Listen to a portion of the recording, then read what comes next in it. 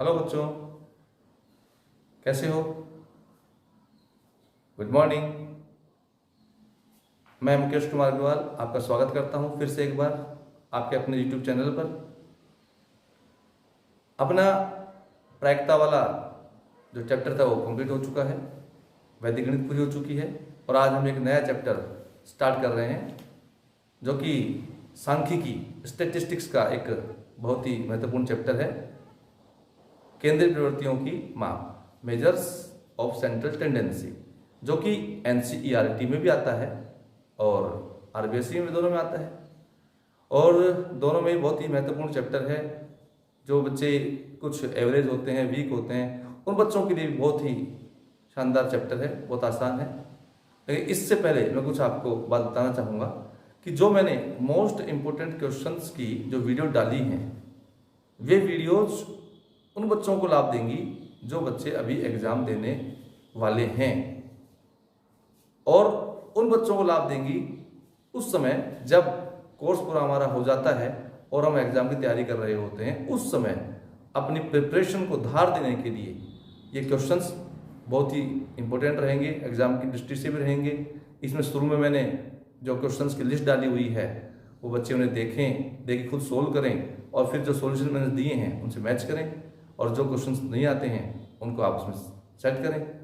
तो ये जो वीडियो डाली गई है ये उसी चीज़ के लिए है, उसी आपकी जो प्रिपरेशन है उसको धार देने के लिए। चलो आज हम शुरू करते हैं।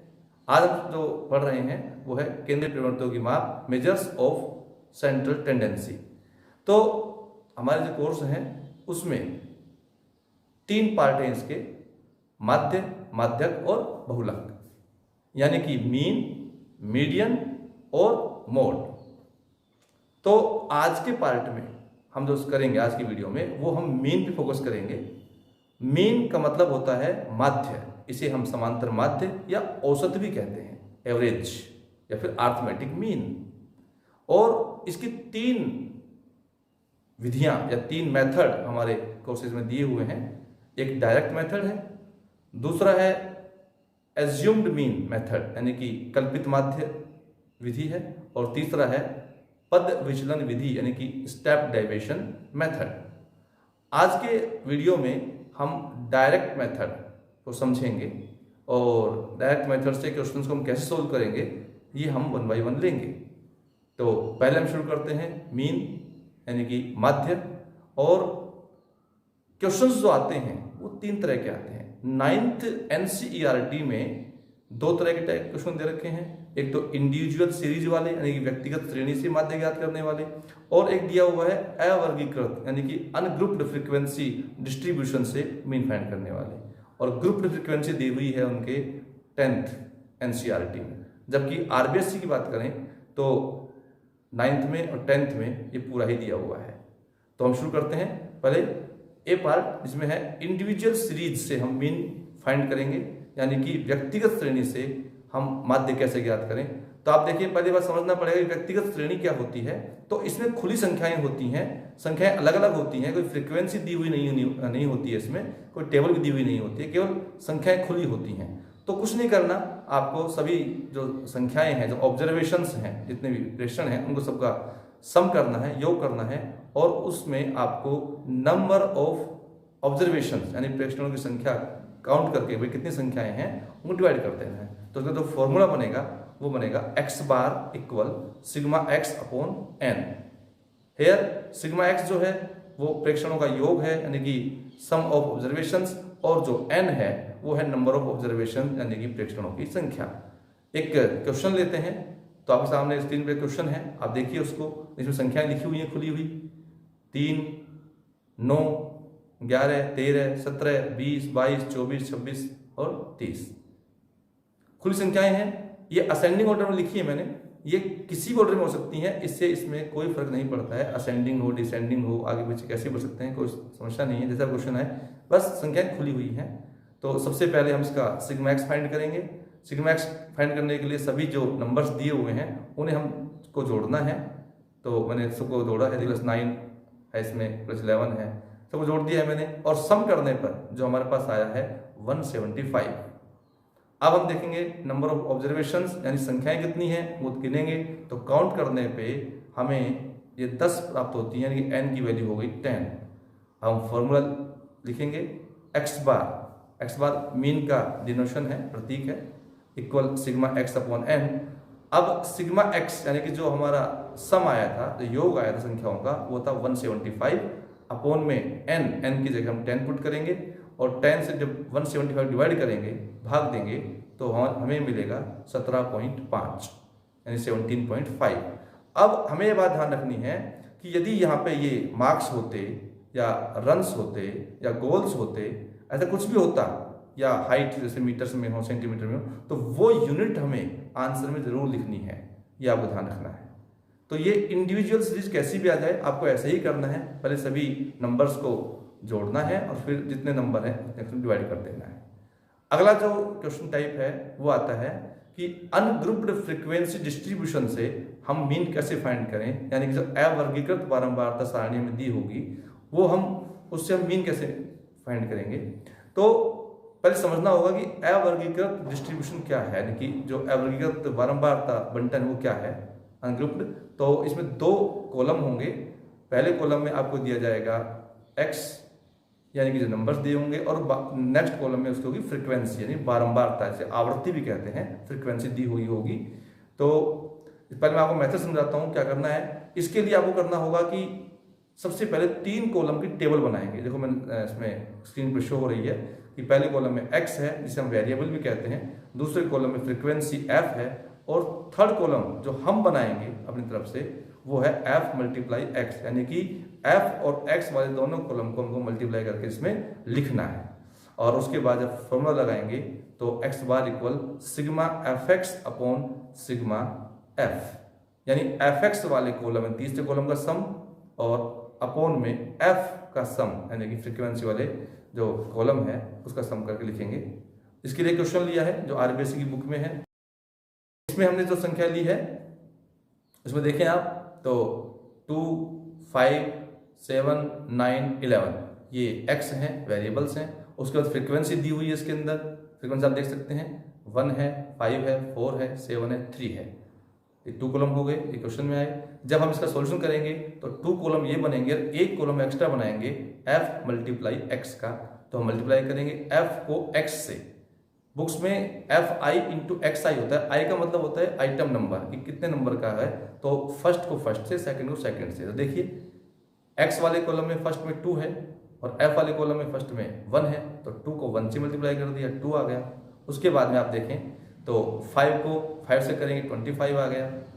उसके बाद आप देखें 7 है, 7 को 4 से करेंगे तो 28 आ गया। 9 को 7 से करेंगे 63 आ गया, और 11 को जब 3 से करेंगे तो 33। अब हमें सम करना है, इनका जो करना है टोटल करेंगे। तो f वाले कॉलम का टोटल 20 है और f इंटू एक्स वाले कॉलम का जो टोटल में दिया आया है वो हो गया 151। अब formula x bar equal sigma f x upon sigma f है, इसे पुट कर देंगे।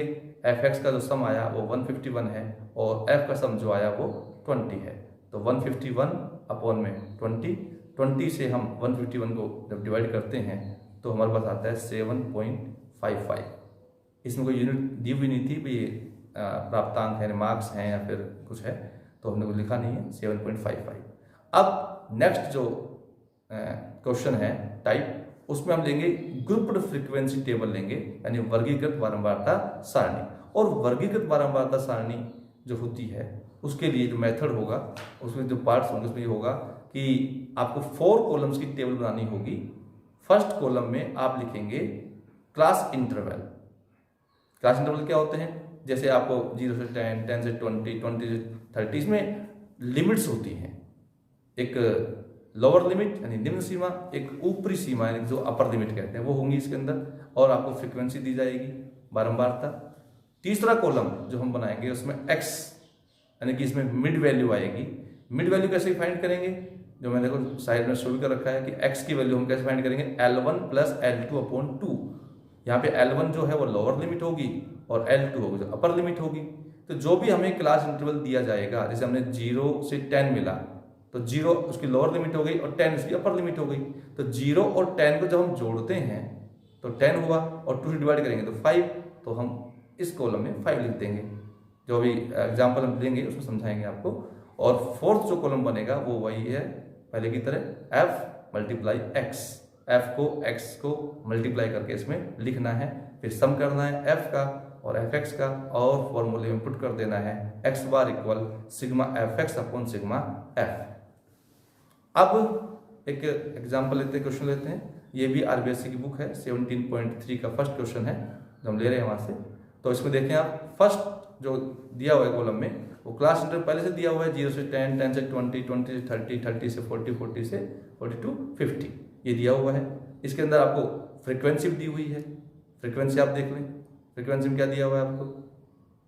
उसके बाद में थर्ड कॉलम जो करने वाले काम है वो थर्ड कॉलम में है, एक्स मिड वैल्यू कैसे फाइंड करेंगे। तो देखिए आप फर्स्ट कॉलम में आप चलें तो 0 से 10 है, तो 0 और 10 को जब जोड़ते हैं तो 0 10 10 हुआ, तो उसे डिवाइड किया 5, मैंने 5 लिखा है इसमें। उसके बाद 10 से 20, 10 लोअर लिमिट है, 20 अपर लिमिट है, दोनों को जोड़ेंगे 30 हुआ, और 30 में 2 को डिवाइड करेंगे तो 15। इस प्रकार हम हर जो क्लास इंटरवल है उसकी दोनों लिमिट्स को जोड़ के 2 से डिवाइड करते जाएंगे, तो 5, 15, 25, 35 और 45 आएगा। अब फोर्थ कॉलम में वही करना है हमको, f को x से मल्टीप्लाई करना है। मैं आपको एक बताता हूँ, जैसे f हमें दिया हुआ है कितना है, f हमारे पास है 9 और इधर है 5, तो 9 को 5 से इंटू किया तो 45। इस प्रकार हम सबको मल्टीप्लाई करके फोर्थ कॉलम में लिखेंगे, करते जाइए। और इसके बाद वही काम है, फ्रीक्वेंसी का सम करेंगे तो 60 आया, और fx वाले कॉलम का हमने सम किया है तो 1580। ये मल्टीप्लाई आप खुद करें, अब जोड़ेंगे तो 1580, फिर वही आपका formula x bar equal sigma fx upon sigma f, और सिग्मा fx जो आया हमारे पास वो था 1580, अपॉन में आ गया है 60, और 60 से डिवाइड करेंगे तो हमारे पास जो आंसर आ गया 26.33 अप्रोक्स आएगा, क्योंकि पूरा पूरा इसमें डिवाइड नहीं जा रहा है तो इसमें क्या आ गया, अप्रोक्स आ गया। तो बस हो गया आपका, सिंपल सा है। तो आज मैंने जो क्वेश्चन लिए वो मीन के लिए हैं, इस वीडियो में सिर्फ दैट मेथड लिया है। नेक्स्ट वीडियो बनाएंगे उसमें हम स्टेप डेविएशन मेथड और जो अज्यूम्ड मीन वाला है, कल्पित माध्य वाला पद विचलन का, उसको लेंगे हम। और उम्मीद करता हूँ कि आपको समझ में आया होगा। आप पूरा वीडियो देखें, जो अगले वीडियो जाएंगे उसमें हम चैप्टर वाइज क्वेश्चंस लेंगे एक्सरसाइज के हिसाब से और वीडियो बनाएंगे। इसको आप ध्यान से देखें, ये जो स्टैटिस्टिक्स का जो पार्ट है ये आपके 9th में, 10th में, 11th, 12th, ज्योग्राफी वगैरह हर जगह काम आता है, आपको समझें। अगर आपको समझ में आया है तो मेरी आपसे रिक्वेस्ट है कि आप अपने उन साथियों को, उन रिश्तेदारों को जो 10th क्लास में बच्चे अभी पढ़ रहे हैं या आए हैं, 9th में आए हैं, जहाँ की ये चैप्टर इंपॉर्टेंट है वहाँ इनको भेजें, शेयर करें, लाइक करें। धन्यवाद। Subscribe the channel and press the bell icon to get latest videos notification. Like, share.